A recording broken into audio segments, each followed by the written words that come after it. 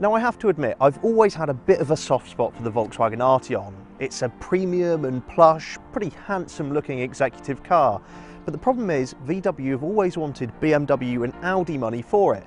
And that means in the war of the business car park, it's always going to lose out on badge kudos.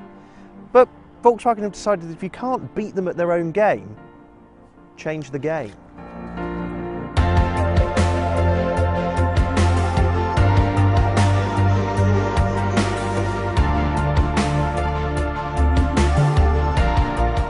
It is a really handsome car to look at, don't you think?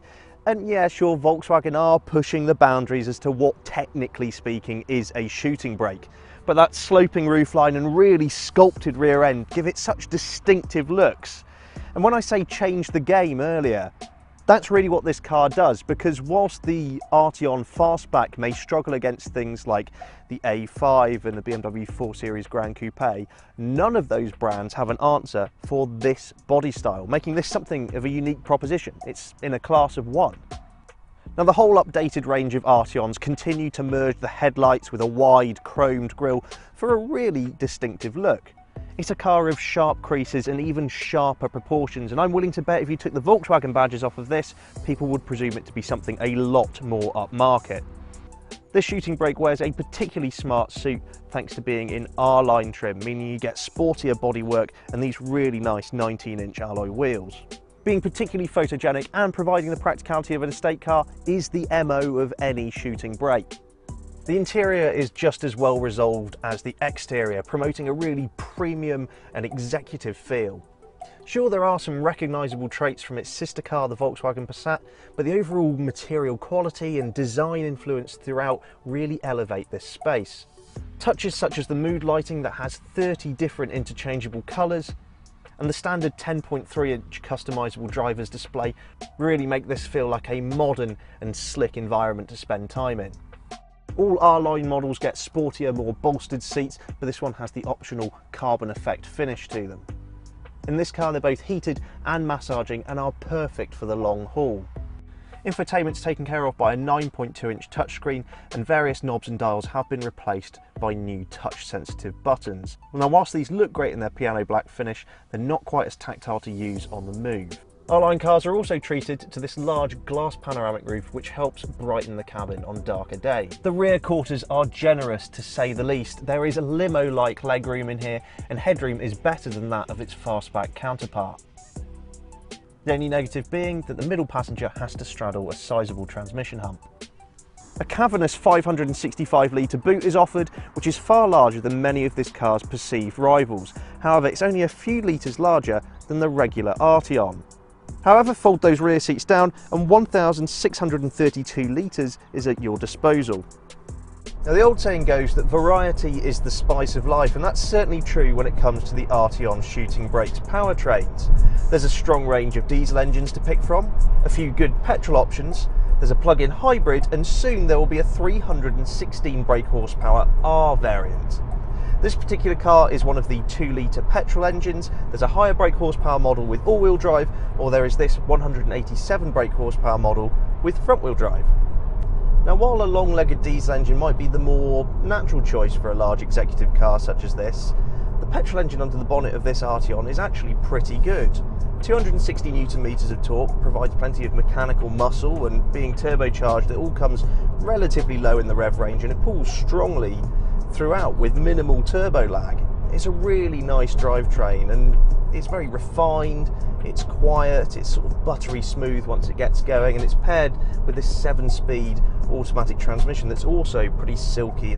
Performance is plenty strong enough, in fact so much so I'd argue that maybe the 1.5-litre petrol might be the better option, certainly considering that it has lower CO2 emissions if you're a business user. Volkswagen claims that this car will return 35.6 mpg and emits 179 grams per kilometre of CO2. While this specific Arteon shooting brake is not an all-wheel drive model, it does provide plenty of reassuring grip through the bends. Sure, there's a bit more body roll than some rivals, but once things settle down, there's a really nice, predictable and planted feel to the way the chassis goes about its business. Sadly, due to a lack of steering feel and general feedback from the car, it's far from an involving drive, but it certainly feels like a competent one. The ride in general is actually pretty good. It has this nice floaty feel as it skirts its way down the road and irons out the creases in the tarmac quite nicely. And that's even without optioning the adaptive suspension. I would say the slightly sportier nature of this R-Line car and its 19-inch alloy wheels perhaps don't help whenever you go over road imperfections like speed humps. They do tend to send a bit of a shudder through the cabin. But generally speaking, it's really pleasant. And especially when you're covering longer distances and you get out of the countryside and onto the motorway, it's just a lovely thing to settle down and let the miles tick on by. These seats provide loads of really cosseting support for whenever you're in the car for hours on end, and the sort of tranquil environment that it promotes just allows you to relax a little. There's plenty of technology in the cabin as well. I've mentioned this 9.2-inch touchscreen display. That's really good, very ergonomic. It might not be the absolute most bang-up-to-date infotainment system you find like in something such as Golf, but actually remains a really commendable effort. Though I will say it's pretty stingy that R-Line cars don't get a rear view camera. You get parking sensors all around, which is great, but in a car of this size with a rear windscreen that small, and for this price, come on Volkswagen, it is pretty stingy that there's not a rear reversing camera on there when cars half the price can offer one as standard. This car also comes with a pretty advanced cruise control. Now, like most other cruise controls, it will maintain its distance to the car ahead and maintain a steady speed. What it will also do is adapt its speed based upon changes in speed limit, which is particularly handy if you enter an average speed limit zone, something that unsuspectingly trips up drivers all of the time. So it could save you a few points on your licence. But it'll also do other intelligent things like slow you down for approaching roundabouts and junctions, and has the ability to stop and start the car again in stop-start traffic. However, there's another piece of technology in this car that is well worth optioning. This system implements a series of features that can do something quite remarkable. So let's say you've activated the cruise control, you're on the motorway. The car detects that there's no inputs from you for quite a while. So it will start doing things like tugging at your seatbelt or gently nibbling at the brakes to rock the car to try and get your attention. Now, if there's no response from the driver after doing this several times, the car will begin to make its way to the hard shoulder, indicating, changing lane and slowing down before stopping and putting the hazard lights on. Now, if there's still no response from the driver at this point, the car will call the emergency services. Now, that is a remarkable and life-saving series of technical achievements that car can apply. Let's say you've had a heart attack or a stroke at the wheel. That could literally save your life. Sadly, the Volkswagen Arteon shooting brake doesn't come cheap, as it starts at £34,765. And whilst it's a thoroughly lovely car and comes packed with equipment, there will be those people who pick other rivals based upon the badge that it wears. That said, I think Volkswagen have boxed pretty clever with this car, because none of its rivals can offer a silhouette as distinctive as that.